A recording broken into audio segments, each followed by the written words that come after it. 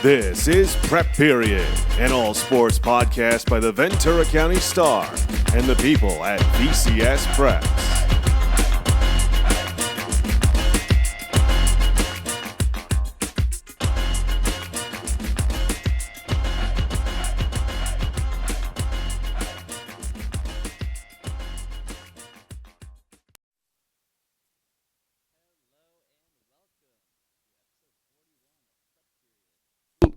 Hello and welcome. My microphone was off. This is what happens when you take 2 weeks away from the pod, Joe. Welcome to episode 41 of Prep Period, the Ventura County Star's all sports podcast. My name is Dominic Massimino. He is Joe Curley. Outside today, Joe Curley, with the blue sky behind you, looking like you're on vacation already. We are sports reporters here at the Ventura County Star. Yeah, Joe's got his Joe's on generator time today, and you look at the picture's pretty good, the audio's pretty good. We should do this more often. Get some vitamin D. Not a bad idea. So we're coming to you live today, June 30th, the final day of June. We're heading all the way in. That feels right to wrap up our spring right. season today. Our talk spring all county. On the last day of June, heading into the true summer months in July, my birthday coming up, Joe. I hope you got me something. Work on that. We're gonna talk some all county stuff. We're gonna talk about a couple of the stories that have come about in the last 2 weeks that we have been away from the pod, missing you guys, missing the fun times here on Tuesdays. But Joe, just what you been up to, man? How you been spending your time other than knocking out a feature a day? Yeah. You know exactly how I've been spending my time. I've been knocking out. What, we each did 6 all county features? No, you did 6. I did 5. That's a flip from last season. I think you did one more than me last season. Yeah, we each wrote a high number of features and about 100 bios, and John Catalini, our faithful editor, also was way ahead of the game, finishing up all his stuff well ahead of us. So you hear that, John? It's been a big relief this week that we are done. The hay is in the barn. Everything, I think almost everything has been published. There's maybe one or two. Your last feature runs tomorrow, I think. Is that right? I think it's today, actually. Okay. So yeah, there's no spoilers to be worried about. I believe it is our golfer of the year is running today, and that's Raj Hundal from Camarillo High. One of my favorite interviews, I gotta say. A really fun interview. We'll talk about it a little bit later. All right, cool. Golfers are the best, man. It's all county is a big part of a big piece of what we do. We devote ourselves for a couple weeks every season to celebrate the best and the brightest that we cover and give them their just due. I think Juan Carlo and I guess yourself, how many portraits did you do? I leave that to the pro, man. I leave that to the professional. Juan Carlo Mendoza, our longtime. That man has done a couple all county photos in his day. All of his feature photos are in for all 11 of our athletes of the year are in the graphic for today's episode. So take a look at that. It's what was playing. Yeah, it's what was playing before the show started. So yeah, just so cool. I had to put those on display because they were sick this year. I love. So one of the things I think that's one of the best things we do. I always tell our athletes that. They ask me what to wear. They ask me what they should do. They ask me how to set it up. And I say, this is something that, we want to be hanging in your home, when you have your own home, when you're an adult, when you have kids of your own. Like, we want this to be a snapshot in time of who you were at the peak of your high school powers. And, and we wanted to have a sprinkle of who you are and what makes you great as a student athlete. And I think so, obviously over the years we've had some just incredible portraits, and this year is similar. So yeah, check them out on the image that Dom has put together and with Juan Carlo's eye, and I can't wait to see that now. Not to get too nerdy on the photo stuff, but yeah, the one for our boys volleyball player of the year where he's palming two volleyballs and like one is like in the foreground, one's in the background. So freaking cool. If I ever have to do the photos in the future, I'm stealing that one from Juan Carlo. Well, you got a lot to work with. You can, go over the last 30, 35 years, go into newspapers.com and dig up our archives and check it out. But yeah, I mean, I think that's one of the great things we do. It's a lot of work. We put a lot into it. I'm glad it's in the rearview mirror. And now that it's in the rearview mirror, now there's like this blank page, and we can, figure out what, we're looking at what to cover in the summer. We've got maybe 6 weeks, a month until football really starts. So probably more like a month. So honestly, you're going to laugh. My very first thing when I filed my final L County thing was, okay, what football thing can I do right now? What's the next thing? What can we do? It's because you're a sicko, Joe. Because that's why you have this job. Because you're a complete sicko.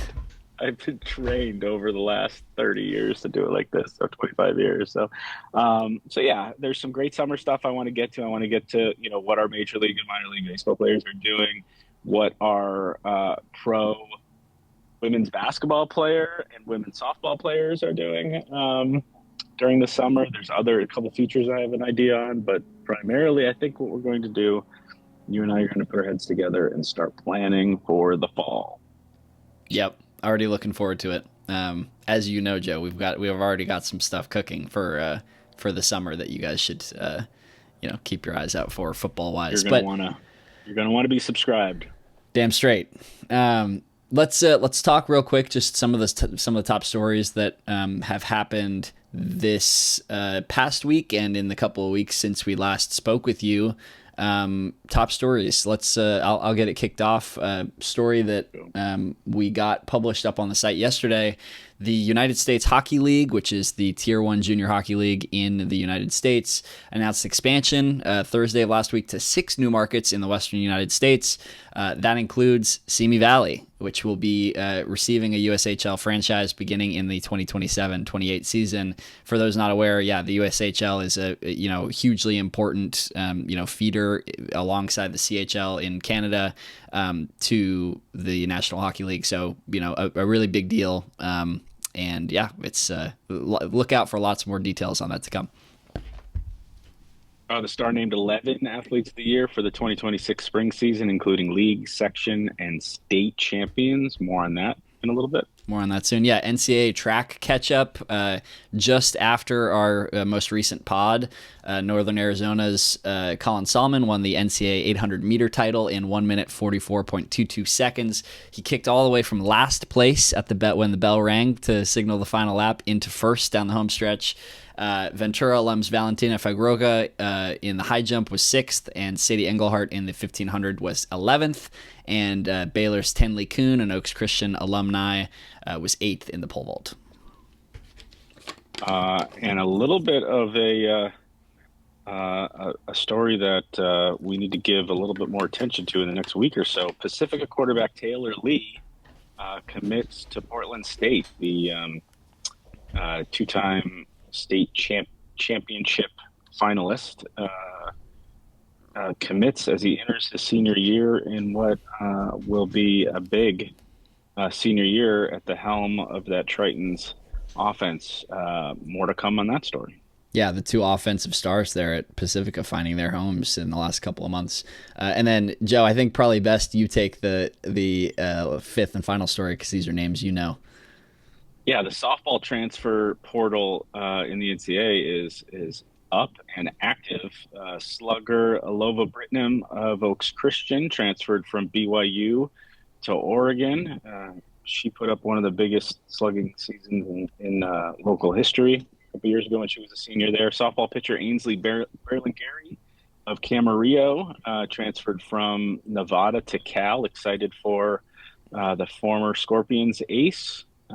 And softball pitcher Jasmine Reyes of Rio Mesa transferred from Indiana to DePaul. So there's a couple names that local softball fans will know, and they're headed to new pastures in their attempts to get to Oklahoma City. Very cool. And where we would normally talk about, our Ventura Orthopedic Athletes of the Week, we will not, because we haven't had sports going for a little while, prep sports going for a little while, but we will have Athlete of the Year polls. People can vote in this month, both male and female Athlete of the Week or Athlete of the Year polls will run thanks to Joe. So keep an eye out for that and go vote for your people. Yeah. One will be this week. One will be next week. We will take all the Athletes of the Year for the various schools and probably put the individuals that won our previous polls earlier this year. I did that last year, and it was kind of a big hit. So nice. We will. Those will be some of the names eligible to be voted on this month at bcstar.com. Very cool. Before we get into some exciting interviews on this episode of the pod, let's just talk a little bit about the Athlete of the Year process, Joe. We get the great privilege of speaking with, every season, speaking with all of our, Athletes of the Year, Players of the Year, Runners of the Year for all of these different sports. And to me, it really is that a privilege. You get to, get a peek behind the curtain of the best of the best in Ventura County, their mindsets, the way that they approach their sport, the little idiosyncrasies that make them, the greatest.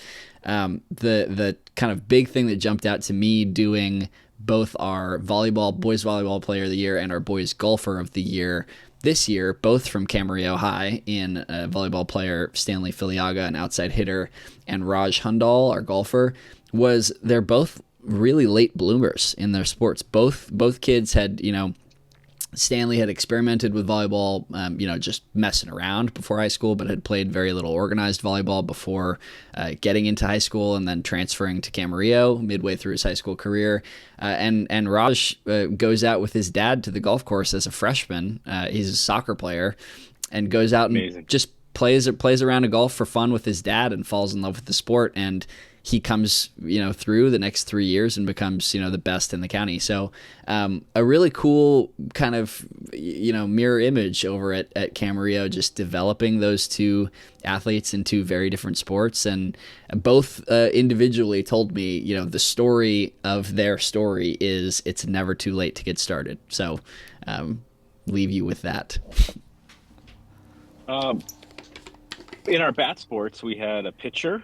Dusty Dunwoody was the baseball player of the year, and we had a slugger. Rachel G'day was the softball player of the year. And you got a pitcher on one side and a hitter on the other side, and it makes you wonder, depending on what ball is in the air there, you wonder what they would do if they would match up against each other. Obviously, Dusty was pretty unhittable, and Rachel was pretty unstoppable. So they both had kind of you're talking about two sides of the coin. They had very similar seasons. Doing what, just the heights that they reached. Dusty, one of the great, pitching seasons in Ventura County, and Rachel, an absolutely unforgettable postseason, doing something in Oxnard that had never been done. And the great part is that we're going to, we'll talk soon with Dusty about what's happening with him going forward. He's a senior, or graduate, we should say. And then Rachel's just a junior, so we get more of her. The Yellow Jackets are just kind of, just starting to go, and we'll see what they look like next year. Yeah, we also had a pair of female state champions in two of the sports. I mean, I guess you normally would think of, as endurance sports, the, distance track events and swimming as being kind of connected. But we had Calabasas sprinter Malia Rainey winning the 100-meter sprint crown at the state championship this year. And Megan Wong from Newbury Park going and getting herself a state championship in, was it the 100 back? Was that I think it was the 100 back. Yeah, yep. So 100 sprint and 100 back. Joe, that's right. Yeah, you did. I spoke with Megan for her first swimmer of the year last year. She comes back and does it again, gets Joe this time. Joe, what was it like talking to Megan? Well, it was funny because, she was a senior graduate, and, one of, the summer of your senior year, when you graduate, I'm sure we've got a lot of locals that are doing all kinds of special things right now. And she actually was in China visiting long lost relatives that she hadn't seen in 10 years. And, no way. And the thing that sticks out, I'm calling, we're doing the interview. She's in China. I can't even remember what time. It was super late for me. And I think it was the middle of her day. She had just come back from working out. And so I asked her, like, she was working out on this long trip abroad. She had, one of the things she'd done, she'd found out how she would continue to prepare for her first season at UC San Diego.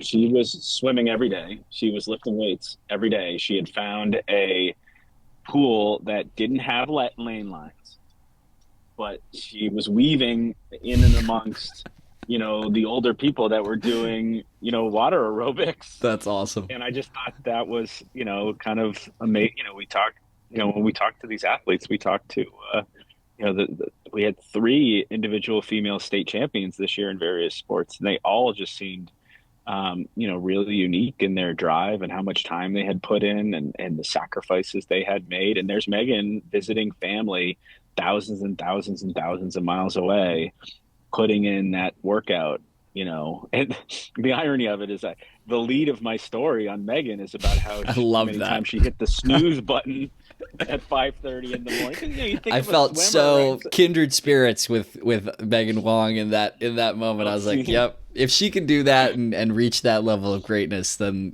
maybe I got something good in store for me too.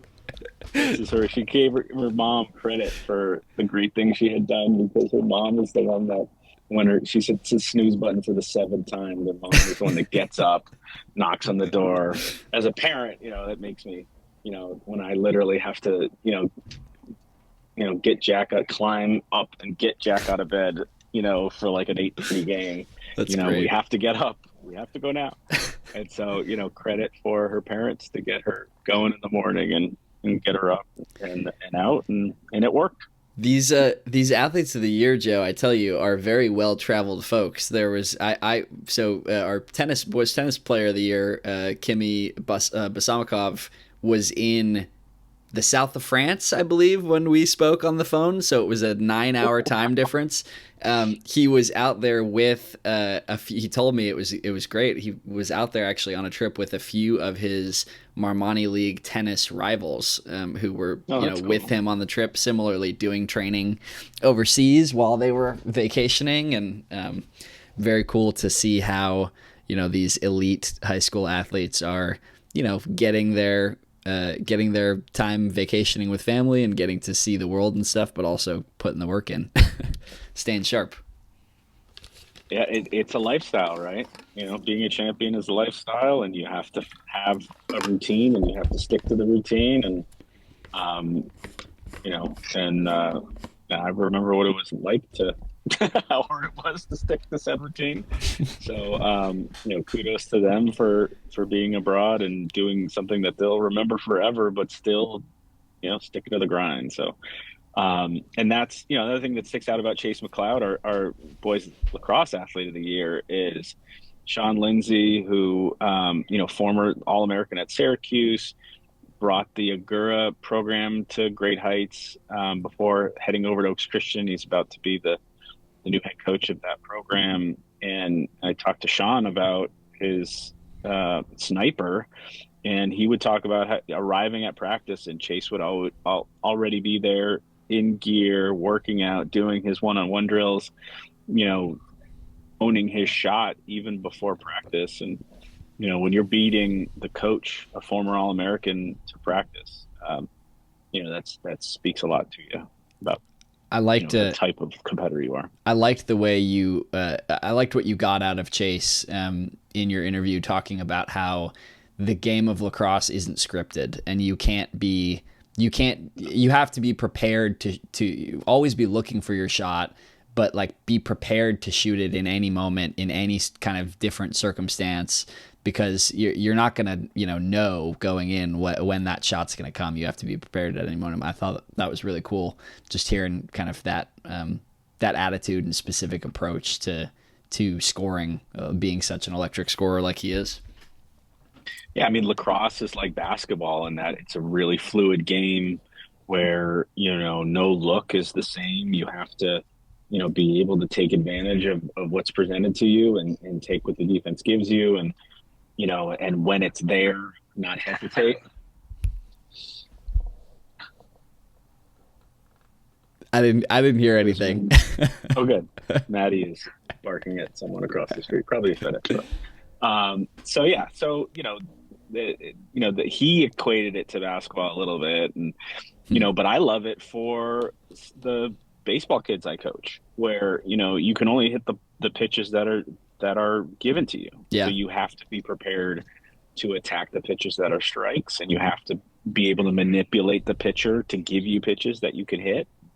And you have to be disciplined to not swing at pitches that don't work. He was talking about, you can't force it, right? You can't say, I'm going to score on this play and then just pretend no one's out there. Yeah. You're just one of, 22, 24 people on the field, depending on if you're boys or girls across. And you have to just, you have to set yourself up for success while taking what the defense gives you. And yeah, you could tell Chase is an experienced goal scorer, who's used to having the ball in his hand, who's used to having that responsibility for his team in the big moments of having to produce, but not, it doesn't have to be now. It can be the next time through we run the play, so to hear Sean Lindsay talk about his offense and how Chase was in it, Chase was a chess piece who, was able to do a lot, but a lot of his success was because they had a really good team around him.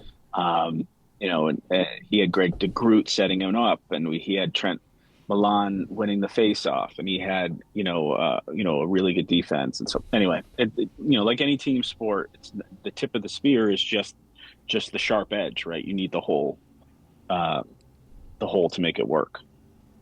Nice. Yeah. Speaking of people, sort of the flip side of people being used to that responsibility.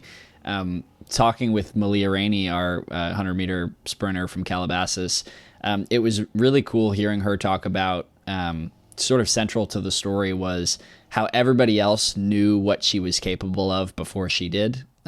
She talked about the tough love from her mom, from her family, driving home from track meets when she was, 9 or 10, crying because she didn't do as well as she thought she could. And her mom, her mom telling her, why can't you just see what you're capable of, what you can do? Why can't you see this? And her coach at Calabasas told me that, he realized about halfway through the season what, she was maybe going to be capable of doing. It just then his job then became not just coaching the greatness, on the track, but coaching her to know that she could become a state champion. And she didn't believe it until she crossed that finish line in first. So that was pretty cool. And speaking of track, look who we have here.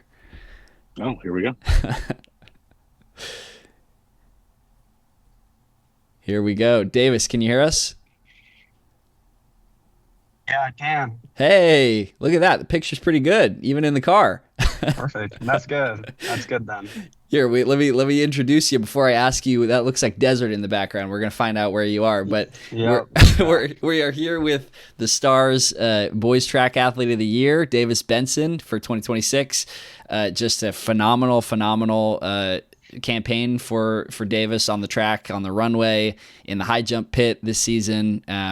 He wins 4 Coastal Canyon League titles. He maxes out there. He wins a couple of section championships in a couple of his events and goes on to podium 3 times at state. Just getting it all done. Davis, how are you doing, man? Where are you guys off to right now? It's great. Yeah, we're just headed up to Lake Tahoe for the week and just driving up there right now. So that's awesome. First question, just, talking through a couple of seconds ago, all of your accomplishments this season, it's like, it is hard to, put into words just how much you accomplished, how much you were able to get done this year on the track and the field. But, we talked a little bit about still being hungry after a season like this and still kind of finding new goals. Just tell me, now that the dust has settled, how are you feeling about your year and how it sets you up for what should be a really exciting senior campaign?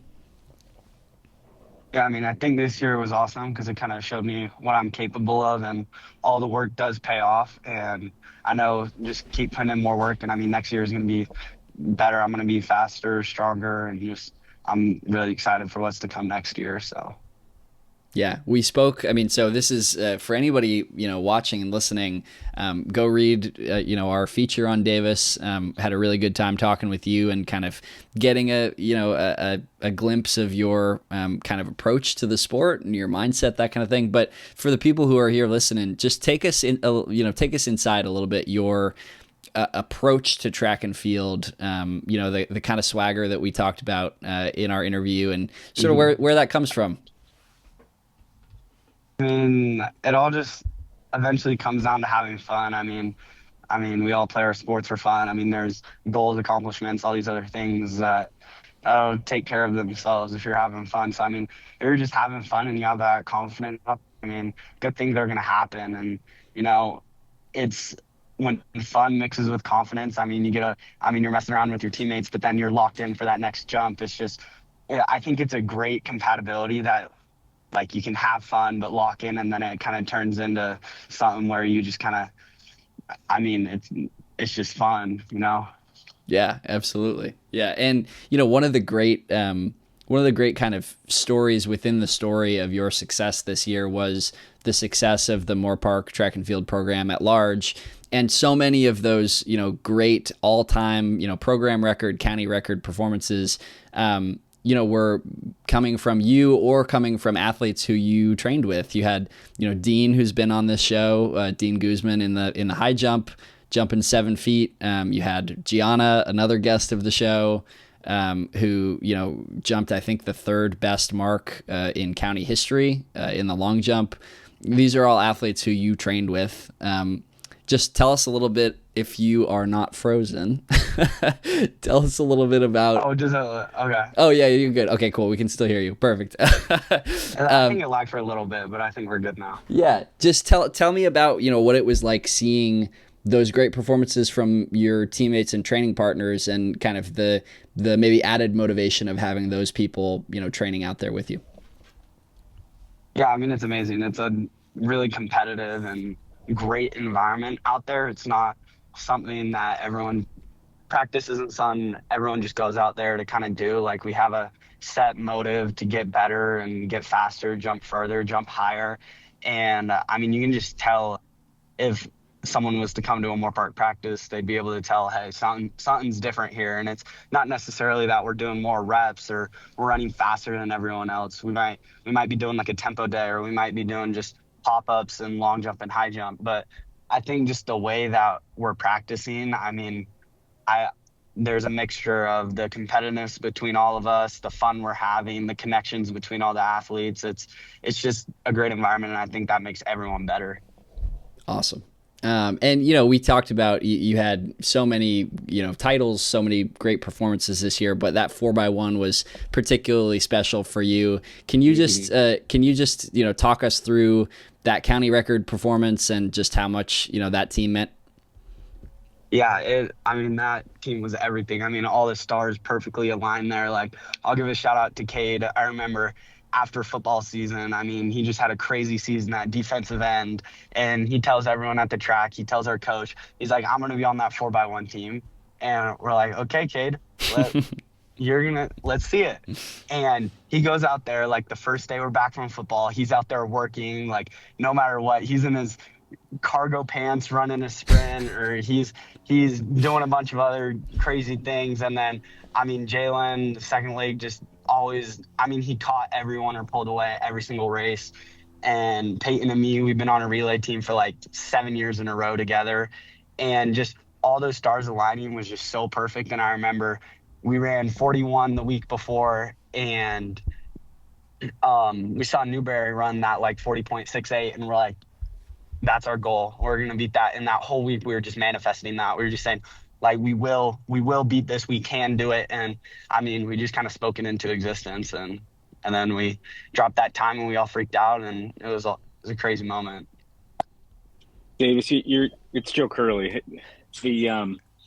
Obviously now you make the big pivot. Tell me where you're at with football and how excited you are for this season, and just what we can expect out of the Musketeers at this very early date. It's not even July yet. Joe's already stoked for football. Yeah, next year it's going to be so fun. I mean, we got a great team. We had a lot of young players. I mean, we had some absolute amazing players graduate, and they're going off to do some great things. But we got a lot of shoes to fill, and we got a lot of players that can do that. And I mean, it's going to be amazing. I've been out for football a little, just kind of resting my ankle, but I've seen the practice. Our practice is already more intense. We have a drive. We're kind of preparing ourselves to play deeper into the playoffs this year, and our goal isn't just something small now. We're trying to push into that November and even December for those bigger games. And I think that's what we're focusing on, and the rest is going to take care of it. So nice. Awesome. Davis Benson, the track phenom, the football star. We're going to be hearing a lot more about you in the months to come as we get into the fall. Thank you so much for making the time for us on your drive. Appreciate you, man. Yeah, no problem. Awesome. Talk to you again soon. Have a good one. See you in the fall, Dave. Thanks, man. So, where do you think he was? The 99? What's the 5? Yeah, if they're going up to Tahoe, that's got to be like near. Maybe they're near. Well, I don't know where in the drive they are. That's a long drive, but yeah, that's true. Probably up like the 99 of the 5. Probably more up in kind of my neck of the woods from my last job, somewhere in the Central Valley, maybe. Who knows? Now, still wearing the Royal hat. Did you unmute yourself? I did. That. He knows how. Dude, he's way ahead of you, man. So many times we muted people when we tried to make the transition from one interview to the other, and we're like, we couldn't figure out how to mute them. Yeah, Dusty, the technical side of the podcast is not our expertise, so really, not at all. But all right, let's introduce Dusty Dunwoody, coming off one of the great seasons in Ventura County history, 10-0. What was it? 0.22 ERA, nearly 2 strikeouts an inning, almost, just insane stuff. And the newly minted Ventura County Star Boys Baseball Player of the Year. Dusty, welcome. Love Thank the you. hat. Love the nice work with the jersey. Appreciate it. Yeah, that jersey's actually been there. It's actually been there for a while. Oh, no way. It haven't put it away, so it's just been staying there since the season ended. So it's kind of nice. It's in the background, but time to put it in a frame. Yeah, it's perfect. Yeah, right. It's been framed. I should have turned it around for the podcast, but good. Awesome. You got the hat on. You're supporting your boys. Yes, sir. But yeah, we mentioned quickly the stats and but where do you think that senior year came from? Why do you think you were able to do what you were able to do, start in and start out, and where did that that it was probably statistically the best season in Ventura County history in the last 50 years. For me, honestly, I think it was just kind of a testament to the work that I put in before the season. I was in the weight room, in the lab, 5 days a week, after practice, every single day, just trying to make myself better. And for me, I feel like the season was just a byproduct of all the work that I put in before it. You talk about the work you put in before, youth baseball, I can attest, is a really big deal in Simi Valley. And, oh, yeah. What was it like growing up, playing your sport, with your buddies in that area? What are your memories, and, why do you think it's such a big deal in Simi? I feel like baseball in Simi Valley is kind of like pretty much the only thing you do as a kid, to be quite honest with you. Obviously, like SYB is like very big in like the Simi Valley community, and that's like how I made a lot of my lifelong friends. Like I was hanging out last night with like a bunch of people that I just grew up playing baseball with. It was really like playing baseball in Simi is kind of like what every kid like wants to do almost. So I feel like that's just how a lot of kids get their start with the sport, and it just kind of builds up from them. And also, like, other than playing sports, there's not a whole lot to do as a kid in Simi. So I feel like that's kind of helped you like get on the right track with like being a kid, I guess. Like it helps like get everyone like together, like with friends and stuff. Otherwise, you just be like cooped up in your house because there's not really much to do. What was there a teammate that, like, how far back is like one of your team, like Peyton or any of those guys? Like, what's the furthest, is there any of those teammates that were on like your first T-ball team or your first Shetland or Pinto team or whatever it was? Honestly, like not a whole like not we didn't like whole lot like play together, but it's like always like playing against each other and like they kind of knew each other, kind of like knew everyone through like the SYB community. Like played with a couple guys like here and there, and then like on like the all-star teams is when we really started to like play together, and like from 10 years old to like until high school started, we kind of really started like getting to know each other, especially with Peyton. Peyton's called me like the last like 7 or 8 years, to be quite honest with you. Peyton Visage. Yeah, Peyton Visage. So, obviously your Arsenal, which was so successful this year, I would describe it as a fastball that kind of grows as the game goes on. I don't know how I would describe your change, but it's certainly the third part of that arsenal. And I remember you saying, your pitch is that slider. 100%. 100% my slider is my best pitch. So let's see it. Let's see the slider that led you to strike out. Take us to school. So 60% this is how I hold my normal slider right here, trying to get like the middle finger like right on the seam, like right here, and then just trying to throw it like this as literally as hard as I can. I try to throw it as like harder than my fastball. Wow. And then this is like the super tight slider pitch, and then like I'll move it over slightly and like loosen my grip a little bit for like the bigger like almost curveball-y pitch. And it's essentially the same pitch, but like I feel like I can manipulate it in like the two different ways to like depending on like what count or like how like the at bat is going. So give me a little bit more on how you would, like, what situations you would use. So that's showing command of that one pitch, and you're using it based on the situation, right? For like sure, what do the two different grips do?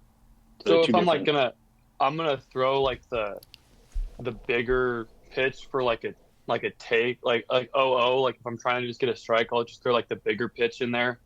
Like probably not like a lot of times I'm not swinging at like a slider 0-0, so I'm gonna throw like the bigger pitch to like get a strike. And then like if I'm looking for like a strikeout or for like a soft contact pitch, I'm throwing the harder one, and like it's tighter, it's less movement. It's probably like moves about like that much.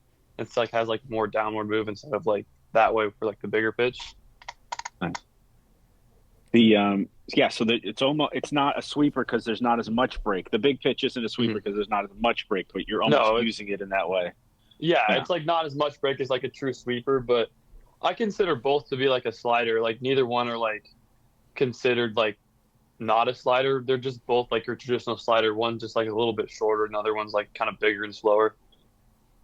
And as you grow up, obviously you start with the fastball, and then kids start to learn the change when their hands get big enough. And then everybody kind of learns a curve. But like, how did you evolve into these sliders? Was it just, I think I remember you talking to me about it during the first story about it's evolved from when you learned your curveball, right? Yeah. So I learned a curveball before I learned a changeup. Wow. So this was like my original curveball grip. So it's pretty similar to like how I throw my slider now. And I pretty much threw this pitch my whole life. It was like your traditional like curveball as like a kid. And then as I started throwing like harder, my arm slot dropped a little bit. I used to be like straight over the top, and now I'm like kind of like out here a little bit. So I couldn't really get over the top on like my curveball anymore, and it kind of just wasn't a great pitch. So we made a couple tweaks to the grip, like move my hand a little bit more, like and like how I was throwing it, and then it just kind of turned into like my best pitch. It was like my end of my sophomore year, going into my junior year, just kind of started throwing it. And it really turned into like my best pitch for sure. That's cool. So organically. Yeah, with his arm slot. That's crazy. All right. So, I mean, obviously you haven't pitched in close to a month, but a lot has happened. Safe to say. so the first big piece of news is obviously you decommit from Arizona and commit to USC. Just talk, put that into words, like how that evolved and, what makes you so excited about the USC program going forward, getting to stay in Southern California and pitch for one of the great programs in college baseball. For me, like, I've been a USC fan like my whole life, USC football fan. Like, every one of my family has like USC football like merch or whatever, and like USC football has been on in my household like every Saturday for like a long time. So that's like for like that part of it's really cool to like go to like a program like that. But also like going into like that program, I feel like USC baseball is on the rise a lot based on like what they did last year and the year prior. So I feel like I'm have a great opportunity there and to especially develop. Like I should get innings my freshman year if I do end up there. So I feel like it's a great spot for me to like develop and then like play some really good baseball like my freshman year through my junior year, hopefully. Yeah, it was exciting. Obviously, they're like we talked about in the interview, they're on the upswing and just on the cusp of returning to the College World Series. And then we talk about college, but there is a percentage. There is an outcome where you don't end up going to Troy because there's the little matter of the Major League Baseball draft this month. In a couple days. It's in 11 days, I think, 12 days. We got the countdown. It's next Saturday. So not the 4th, but the next Saturday is the draft. And I mean, we're just going to see how that goes. Like if it works out, it works out. If it doesn't, then I'm really happy to go to USC. And like I mentioned in the story, you've had some contact with, some other big names locally, baseball wise. Dylan Valantis is someone who went through this same process a couple years ago, where he actually decommitted from USC and committed to Texas, and then ended up getting drafted. I forget who drafted him, but he got drafted, and then he went to the school. I might have the timing wrong. I think he was drafted as a USC commit, and then he after the draft he decommitted and went to Texas. I'm pretty sure what happened. And then you work out the same place where Dylan works out in the off season. So, what have those interactions been like when, you're going through the same process he's been through? What was he able to help you with? We were actually lifting together earlier. It was like me, him, and a couple other college guys.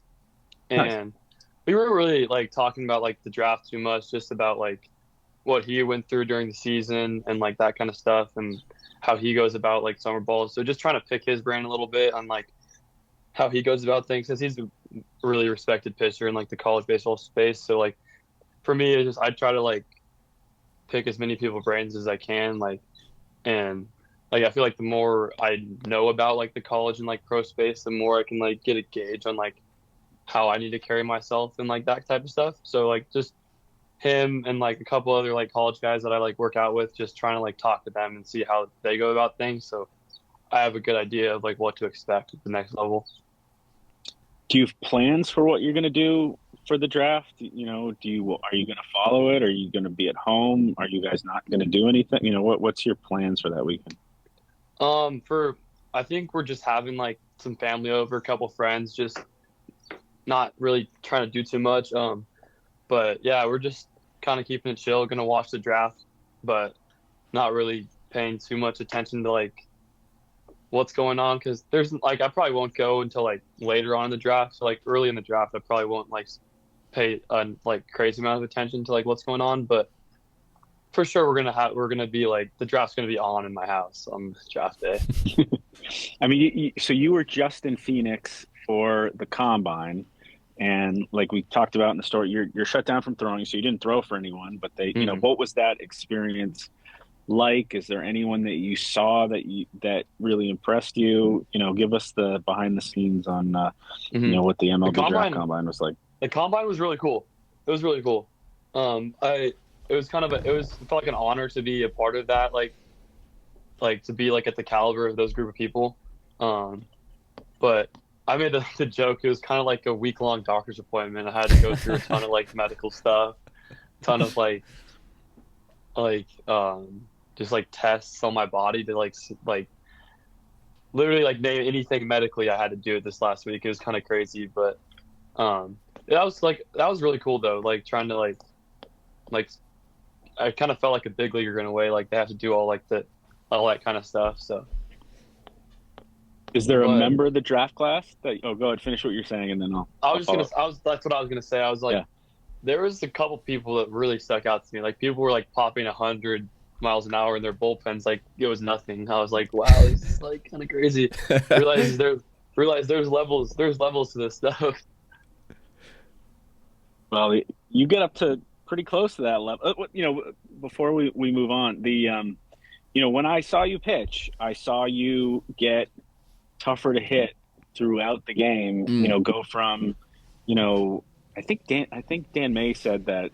Somebody told me that like if they don't get him in the first inning, like you're not going to get Dusty because you, because one of the game, I think the Cam game I covered, you were like mid to high 80s. I was behind the scout, so I could see what you were hitting, and it was like every inning you got stronger, which is really unique for a pitcher. Do you have any idea where that comes from, or how you're able to do that, or why? And I guess for me is like I'm not trying to like there's like a saying in baseball, it's called like wasting bullets, and I'm a big believer in that like you only have a certain amount of bullets in the gun per game, like, and I'm not about to like go like waste bullets when I don't need to. So I try to like not really like overexert myself in the first couple innings, trying to like pitch like a long time during the game. So I'm not trying to like go out there and like blow everything up in like the first 2 innings. So just trying to conserve energy and that kind of stuff. So it is awesome. A purposeful thing. That's cool. That's a cool. And I feel like that's kind of how I've been my whole life. Like I feel like I get better as like the game goes on. That's a good attribute to have. But also like at the same time, I feel like I need to like. I feel like the first inning is kind of the biggest thing I need to work on going forward, because like obviously like a starting spot isn't promised to me in college, or like if I do go pro. So I'm gonna have to be able to like go into a game like knowing that, oh shoot, I have to get like 3 outs and like that's it. So like maybe relieving is like will be like different than starting, because I haven't really like relieved in a while. But I feel like the first inning is something that I do need to work on, because I didn't have that many like super clean first innings this year. You got a lot of clean other innings. I think the only almost the only runs he gave up were I think the first inning, and the one inning, the one regular season run you gave up, I think was the first inning. I think the second run you gave up might have been the first inning. Huh. But yeah, it was. I gave up a run to Moorpark in the first. It was unearned, but I gave a run to Moorpark in the first, and the other team that I gave up the earned run was also in the first, but I don't remember. I think it was like Torrance or something like that. That was also in the first, though. Yeah. But whatever it was, fantastic senior year. Really looking forward to following you at Troy or whatever organization you end up in the short term and the long term. So congratulations on a phenomenal season, and living up to all the expectations as a senior, get the job done, and we appreciate your time, man. I really appreciate it, guys. Thank you. Pleasure, Dusty. Thanks for your time, man. Yes, sir. Time, Dust. Awesome. Thank you, guys. Good to see you. Good luck. Thank you. Bye. That's awesome. What a treasure trove of knowledge there, and showing us the slider was pretty freaking cool. That's awesome. That was great. That to get and to go behind the scenes of the draft class. I like that we were able to get 2 more of the athletes of the year on. I think we spoke to almost all of them on the pod. I think it's something that going forward we're going to want to do in the fall. Looking forward to our very first season, full fall season with the pod. Yeah, should be a really big deal. Before we get, have you watched any of the World Cup this year? I actually just watched Ivory Coast and Norway. Is that what it Norway. was? That's With what it was, with yeah. Holland? Yeah. Yeah. Um, yeah, Holland scored the go-ahead goal with, I think it was the 86th minute. And incredible. Believe it or not, for my 5'10" self, back when I played some travel soccer when I was a kid. There we go. Look at you flexing. Yeah. And I was a keeper for a little bit. And so despite not being the biggest kid, and the Norway keeper made an incredible save on a shot that was going top bins in the right corner. At the very end of the game. Yeah, it was beautiful. I mean, he made it look routine, but that was nothing routine about that. That was awesome. I haven't gotten to watch a lot of. I feel kind of guilty saying this. I haven't gotten to watch a lot of the United States so far. So I'll be tuning in coming Wednesday up. night, dude. Yeah. Or tomorrow night now. Yeah, it'll be tonight by the time the podcast is up. But the, so I got to cover the World Cup in 2006. I did a lot of soccer work in 2002 and 2010. And, soccer is one of the, people always ask me like, what's your favorite sport to cover? And I never say it's any particular sport. Like I played 3 or 4 sports growing up, and, was in love with soccer when I was a young man. And I like all the sports I cover, but soccer certainly has a special place in my heart, especially, the World Cup and these sort of things. And certainly was like one of my favorite experiences as a reporter, to be in Germany for 5-6 weeks and covering all those games, which was so much fun. But I went as a fan. I went to the Euros in 2000 and 2004 as a fan, because those, those events are really special events. You're mixing with people from all over a region or all over the world. And Yeah. Just having it's just a big party that is about having fun, and it's about sharing. It's like there was a great moment, I think, in, after Brazil beat Japan yesterday, where you saw, one of the Japanese fans surrounded by Brazil fans, and he was, as the kids say, crashing out. And, the Brazil fans were celebrating with them and threw them up in the air. And it's no matter who wins, it's not like sometimes the World Cup's not really about kind of who wins and loses. It's about the whole world kind of coming together and, celebrating sport and celebrating that sport, celebrating each other. And so this has been, it's been controversial with this tournament because they expanded it so big, to have, to increase the field by 50% and to have a knockout round as big as the previous entire tournament seems, very controversial. And it's hard not to say that mostly it's been a good thing. Like you've gotten more countries involved. There's some tweaks I think they need to do in terms of the knockout round, and but it's been generally kind of entertaining to watch. I thought we were my one rant about it is I thought oh good, you have a rant, thank goodness. we've had a domestic league in this country for 30 years now. Eric Winalda, who's from Westlake, I think he scored the first goal in MLS history. The county has had a hand in the MLS and its rise, and soccer in general and its rise. Steve Sampson lived in Agoura, who was the U.S. manager in '98, and obviously Kobe Jones remains involved with U.S. soccer, and who's another Westlake guy. But I think I just think that I thought we were past the whole Americans don't know anything about soccer sort of. Why does the clock work like that? I mean, it's the whole thing. It's every time there's a World Cup, it's the same stuff. It's how does the offside rule? Why do they have offsides? Wait, so just because our guy is faster, he gets penalized? What's up with that, man? Sorry, I'm doing my best impression. I mean, that was one thing in '94 and when MLS just started, but I feel like the U.S. is a soccer country now. I think if you look at the numbers, whether it's social media or TV revenue or there's all kinds of data that shows you that soccer is the third biggest sport in this country. I think it's the number 1 sport in terms of youth youth participation. We may be a soccer country, Joe, but we are not yet a football country. And that's a good way of putting it. But like, it's hilarious to see people be like, why is there offsides?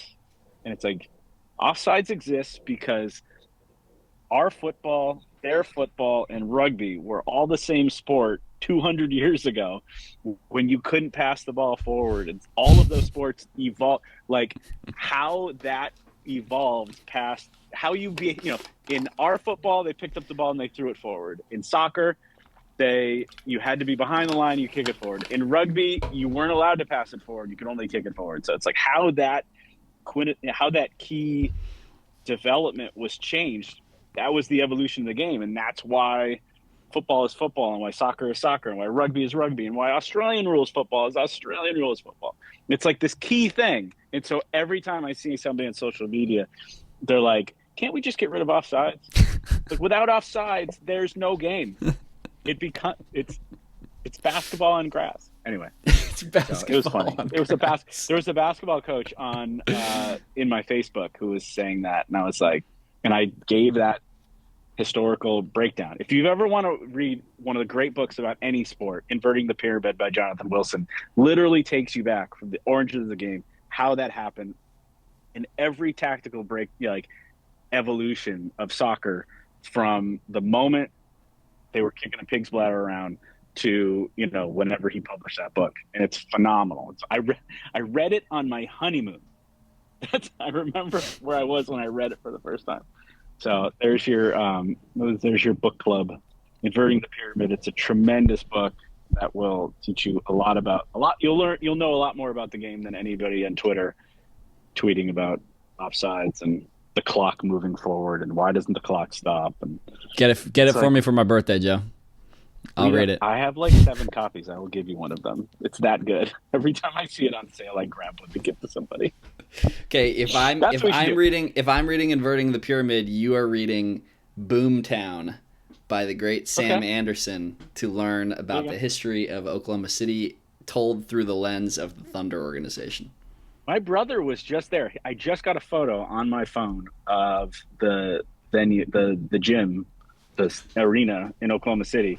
And he goes, "This is where Oklahoma plays." And I'm like, "Are you in Norman?" He was like, "No, I'm in Oklahoma City." I'm like, "Okay, so it's the Thunder that play there?" He's like, "Yeah." He was there for some business. We'll trade. We'll trade books. You give me your copy, I'll give you mine. All right. Anybody that you can tweet me if you want more soccer book recommendations, because I've got them all. I have a literal library in my garage. Don't tweet him. My wife doesn't let them in the house. They have to stay in the garage. But I still have them. So, come back here probably same time, same station. I'm on vacation, but I'll probably still pod next week if you're up for it, Joe. Yeah, we can. It'll be we'll be fun. I think there'll be a lot to get to. I'm going to try to knock out a couple little newsy things these next couple weeks, and football coaches and athletic directors should expect calls, even though you're on vacation. If you're listening, just know we'll be. That's right. Expect the text message.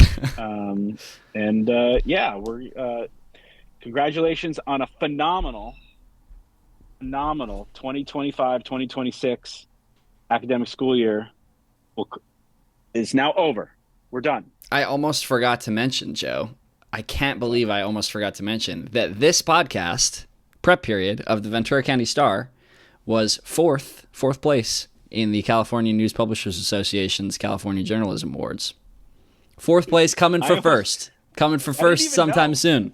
I forgot to tell you. I didn't even know that happened. I forgot to tell you because we don't care about fourth place, man. We're coming back. We're coming back for it all next year.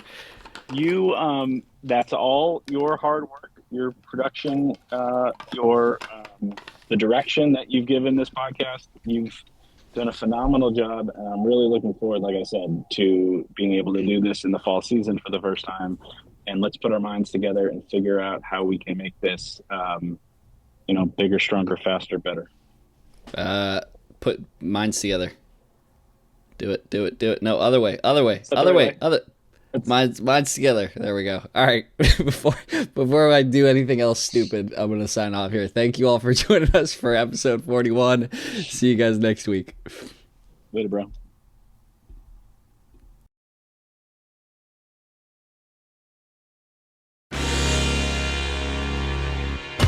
Comes down to this for Thousand Oaks in their season. It is a gift to Martin. Martin gets the first down and more. It's a nice little screen to the left-hand side. One play and see ya later. Caldera dives into the end zone. Touchdown Oxnard. What a fitting way to end that run. He's at the 40. He's at the 20.